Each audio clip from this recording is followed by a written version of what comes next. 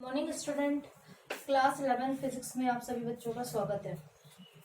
आज पिछली कक्षा में हम लोग है ना भौतिक जगत के फर्स्ट पार्ट को देखेंगे। आज हम लोग उसका सेकंड पार्ट की ओर बढ़ते हैं। सेकंड पार्ट में आपका मापन और मात्रक, ठीक है, इससे रिलेटेड कुछ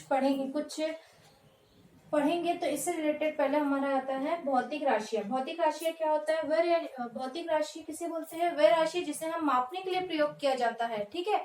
ऐसे राशियों को भौतिक राशियां कहा जाता है। भौतिक राशि के भी दो रूप होते हैं। पहला होता है मूल राशि, मूल राशियां, ठीक, और दूसरा होता है आपका व्युत्पन्न राशियां।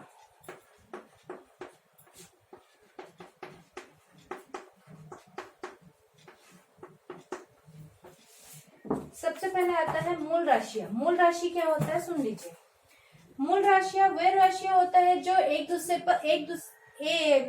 मूल राशि वह राशि होती है जो एक दूसरे में परिवर्तित नहीं होता है, मतलब उसको एक को दूसरे में आप परिवर्तित नहीं कर सकते हैं। एग्जाम्पल के तौर पे आएगा इसमें, मूल राशि में एग्जाम्पल के तौर पे आएगा आपका, जैसे लंबाई को आप एक से दूसरे में परिवर्तित नहीं कर सकते, है ना। लंबाई, फिर आता है द्रव्यमान जिसको आप एक से दूसरे में परिवर्तित नहीं कर सकते। ताप, ठीक, क्लियर है। तो इस टाइप की जो भी राशियां होता है वो होता है मूल राशियां, ठीक। व्युत्पन्न राशियां, व्युत्पन्न राशि को एक को दूसरे में आप एक राशि को आप दूसरे राशि में परिवर्तित कर सकते हैं। एग्जाम्पल के तौर पे आता है इसमें, जैसे एग्जाम्पल ले लेते हैं इसका। एग्जाम्पल जैसे क्षेत्रफल, ठीक है। परिवर्तित में क्षेत्रफल बराबर क्या होता है, हम लोग जानते हैं। क्षेत्रफल बराबर होता है लंबाई गुना चौड़ाई, है ना। एक को दूसरे में परिवर्तित मतलब लंबाई भी आपका एल में आएगा, चौड़ाई भी आपका एल, तो ये क्या हो जाएगा, एल स्क्वायर। तो इस टाइप का कन्वर्ट करना मतलब ये क्या हो जाएगा, क्या हो जाएगा, व्युत्पन्न राशियां। एग्जाम्पल जैसे इसका और है, चाल बराबर आप सब जानते हैं दूरी बटे क्या होता है, दूरी बटे समय होता है, क्लियर।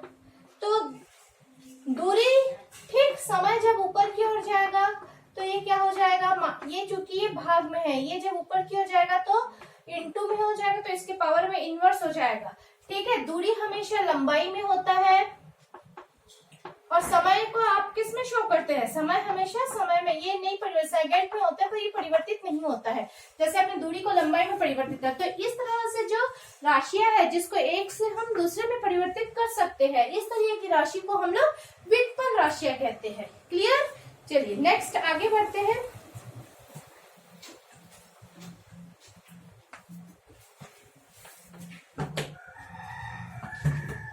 उसके बाद आप आ जाइए सीधा मात्रकों की पद्धतियां में। क्या क्या हम लोग के जो चैप्टर है ना, इसमें सबसे ज्यादा मेन है कि मात्रक की क्या क्या पद्धति। मात्रक की 3-4 पद्धति होंगी, आपने नाम सुना होगा, सीजीएस पद्धति, है ना, एसआई पद्धति, एमकेएस पद्धति। तो वो क्या होते हैं उसको थोड़ा सा देख लेते हैं। इसमें सीजीएस पद्धति में कैसे कन्वर्ट होता है ना, एसआई पद्धति में कैसे कन्वर्ट होता है, एमकेएस पद्धति में कैसे कन्वर्ट होता है, उसी को थोड़ा सा देखते हैं। चलिए आते हैं हम लोग मात्रकों की पद्धति। मात्रकों की पद्धतियां,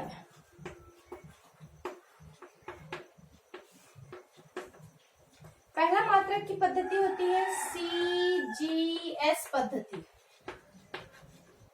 इस पद्धति का पूरा नाम है सेंटीमीटर,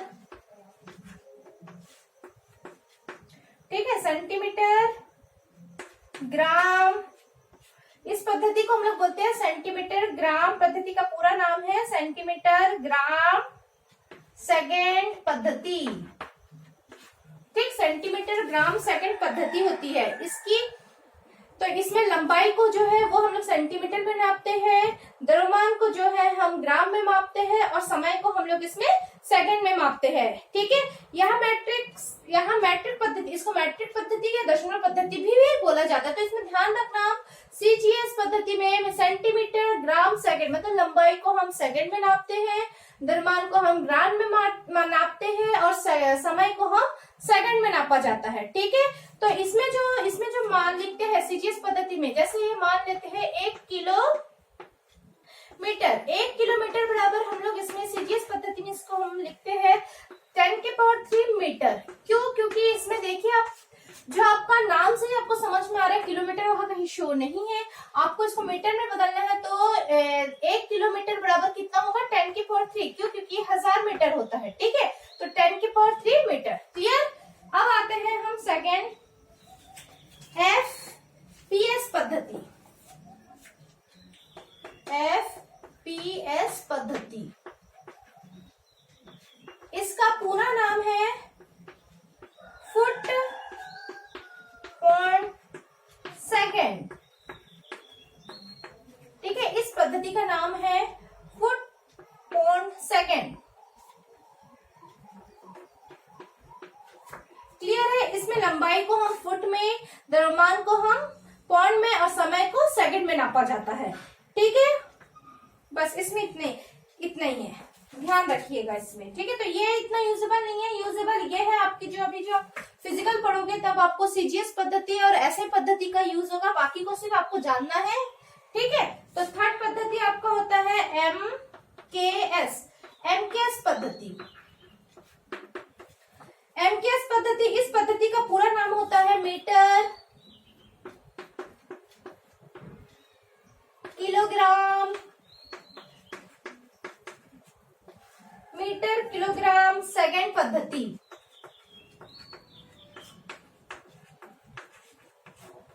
ठीक है, तो इस पद्धति का पूरा नाम क्या है? मीटर किलोग्राम सेकेंड पद्धति। मीन्स आप लंबाई को मीटर में नापेंगे। क्लियर? द्रव्यमान का मात्रक किलोग्राम होगा और समय का मात्रक सेकंड होगा। मान लो आपको ये दे दिया है यूनिट और आपको इसमें से पूछा गया ये कौन सी पद्धति में है, तो जब तक आप पद्धति को जानेंगे नहीं कौन सा पद्धति किस उससे शो होता है, तब तक आप कैसे बोलेंगे कि सीजीएस पद्धति है, एफपीएस पद्धति है कि एमकेएस पद्धति है कि आगे जो पढ़ेंगे वो। तो आपको ये पूरा याद होना चाहिए कि कौन सी पद्धति में कौन सा यूज होता है ना? क्लियर? चलिए नेक्स्ट आता है आपका एसआई पद्धति। फोर्थ आता है आपका एसआई। ये सब पद्धति होती है और एसआई जो होता है वो मात्रक होता है। ठीक है, एसआई मात्रक, एसआई मात्रक यहाँ इसका जो मात्रक है ये अंतरराष्ट्रीय पद्धति है। ठीक है, इसको हम लोग इंटरनेशनल सिस्टम ऑफ यूनिट्स कहा जाता है। एसआई फ्रांस नाम है ना, इसका जो नाम दिया है इसने फ्रांस में दिया है। ली सिस्टम इंटरनेशनल एंड डी यूनिट का संक्षिप्त रूप है। यह पद्धति एमकेएस पद्धति में परिवर्तित रूप है, मतलब इसी का एक परिवर्तित रूप है एसआई मात्रक। ठीक है, तो एसआई मात्रक का जो अंतरराष्ट्रीय नाम है वो है इंटरनेशनल ठीक सिस्टम ऑफ यूनिट। ठीक, इंटरनेशनल सिस्टम ऑफ यूनिट है इसका नाम। ठीक है, तो इसमें जो राशियां है इसमें हम लोग क्या करते हैं, इसमें मूल मात्रक होता है। ऐसे ही मात्रक में मूल 3 मात्रक होता है। मूल मात्रक, मात्रक का नाम और संकेत। आप इसको शो कैसे करेंगे ये? ठीक है, तो मूल मात्रक में पहला लंबाई। ठीक है, लंबाई का मात्रक हो जाएगा, मात्रक का नाम इसमें मीटर होगा। लंबाई को आप सब जानते हैं कि एम से शो किया जाता है। ठीक है, सेकेंड हो जाएगा इसमें द्रव्यमान। द्रव्यमान को हम लोग किलोग्राम है तो किलोग्राम का संकेत हो जाएगा केजी। थर्ड है आपके पास समय। समय को जब सब जानते हैं सेकंड से मात्रक का नाम है और इसका जो संकेत है सेकंड को हम लोग एस से शो करते हैं। एग्जाम्पल के तौर पे ताप। फोर्थ है आपका ताप। ताप को हम हमेशा केल्विन में, मात्रक का नाम है इसका केल्विन और इसको हम लोग डिनोट करते हैं कैसे। तो ऐसे बहुत से मूल मात्रक है जो आपके बुक में दिया है, तो आप उसको पहले रीड करिए, उसको याद करिए, उसका मात्रक का नाम। इसके बिना आपका फिजिकल नहीं होता है, तो ये नाम भी आपको याद होना चाहिए। और संकेत आप इसको किससे डिनोट करते हैं ये भी आपको पता होना चाहिए। ठीक, तो आप इसको बुक से रेड करेंगे, बुक में आपको अच्छे से दिया है। आप पूरा इसको ये जितने सब आते हैं वो किस में आते हैं, ऐसे ही मात्रक के अंतर्गत आता है। नेक्स्ट हम लोग आते हैं सीधा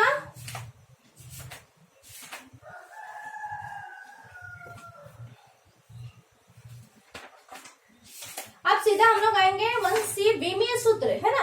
विमीय सूत्र क्या होता है, मापन की त्रुटियां क्या होती है, ठीक। विमीय सूत्र मात्रक की त्रुटियां पढ़ेंगे हम लोग। मात्रक में मापन की त्रुटियां टॉपिक है आपका, मापन की त्रुटियां। मापन में त्रुटियां,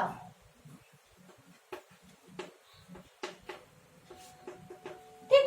मापन में त्रुटियां कैसी होती है, किसी भौतिक राशि के वास्तविक मान और मापित मान में अंतर के मान को ही त्रुटि कहा जाता है। मतलब मापन की त्रुटियां का सूत्र क्या होता है, मापन की त्रुटियां बराबर होता है आपका वास्तविक मान माइनस आपका मापित मान। आप सूत्र याद रखिए, सूत्र से ही आप इसका डेफिनेशन कर सकते हैं। वास्तविक मान और मापित मान, मतलब वास्तविक मान जो तुरंत आता है ना, वो मान और आपका जो प्रमित मान, मतलब पहले से जो आ चुका मान, दोनों के मान में जब डिफरेंस, दोनों के मान में जब अंतर आता है तो उस प्रकार की त्रुटियों को बोलते हैं मापन में त्रुटियां। क्लियर। तो मापन में त्रुटियां क्या है, वास्तविक मान तथा मापित मान, यानी वास्तविक मान मतलब करंटली मान और मापित मान मतलब पहले से आया हुआ मान में, इन दोनों के मान में जब कोई डिफरेंस आता है, जब कोई अंतर आता है, उस तरह की त्रुटियों को हम लोग बोलते हैं मापन में त्रुटियां, ठीक।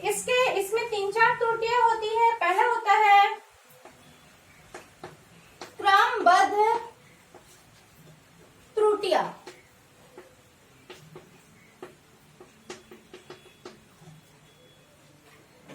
क्रमबद्ध त्रुटियां वो त्रुटियां होती है क्रमबद्ध त्रुटियां वो त्रुटियां होती है जिसमें एक ही दिशा में धनात्मक और ऋणात्मक दोनों होते हैं। मतलब एक ही दिशा में धनात्मक मान भी होंगे और ऋणात्मक मान भी होते हैं। तो इस प्रकार की त्रुटियों को हम लोग बोलते हैं क्रमबद्ध त्रुटियां, ठीक। सेकंड है आपका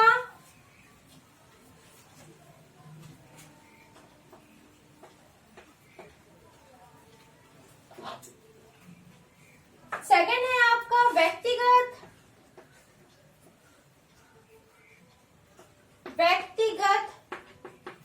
त्रुटियां। व्यक्तिगत त्रुटियां प्रयोगकर्ता द्वारा यंत्र का पाठ सही तरीके से नहीं लिए जाने पर होने वाली त्रुटियों को व्यक्तिगत त्रुटियां कहते हैं। आप 10वीं कक्षा में प्रैक्टिकल किए थे। प्रैक्टिकल में मतलब व्यक्तिगत त्रुटियां क्या होता है, व्यक्तिगत त्रुटियां वो त्रुटियां होती है जिसमें जो प्रैक्टिकल हम करते हैं उसका यदि सही तरीके से जो रीडिंग नहीं लिया जाता है ना, तो उसमें जो त्रुटियां होती है उस प्रकार की त्रुटियों को हम लोग बोलते हैं व्यक्तिगत त्रुटियां, ठीक। फिर से रिपीट कर रहे हैं, व्यक्तिगत प्रयोग के द्वारा यंत्र के पाठ में होने वाली त्रुटियों को हम लोग बोलते हैं व्यक्तिगत त्रुटियां। थर्ड है हमारा बाह्य कारकों के कारण त्रुटियां।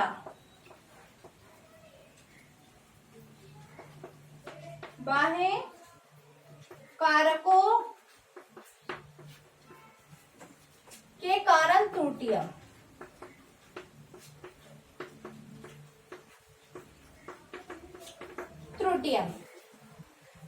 इसमें बाह्य परिस्थिति जैसे दाब, ताप, वायु आदि के कारण होते हैं। जैसे वायु की दिशा में ध्वनि का वेग बढ़ जाना, लंबाई मापते समय ताप वृद्धि में पैमाने के विस्तार हो जाना, इस प्रकार की त्रुटियों को हम लोग बोलते हैं बाह्य कारकों के कारण त्रुटियां, ठीक।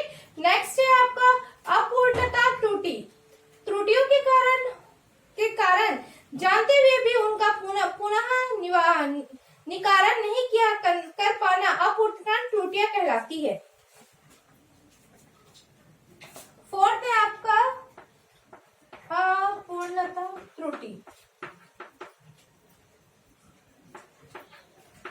ये त्रुटियां क्या होता है, ये त्रुटियां को हम लोग पहले से जानते हैं कि इस उपकरण में त्रुटि है, इस उपकरण में त्रुटियां होने के जानते हैं कि इसमें त्रुटियां है, लेकिन हम इसमें कोई भी संशोधन या कोई भी निराकरण नहीं कर पाते हैं। फिर उसी त्रुटियों से ही हम लोग उस प्रयोग को करते हैं।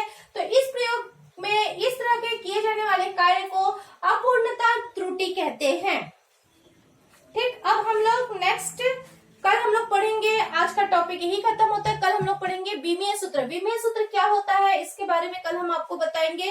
ठीक है, विमेय सूत्र क्या है उसके लिए आपको हर संकेत को याद रखना है। तो आज का क्लास यही खत्म होता है, कल हम आपको बताएंगे विमेय सूत्र के बारे में।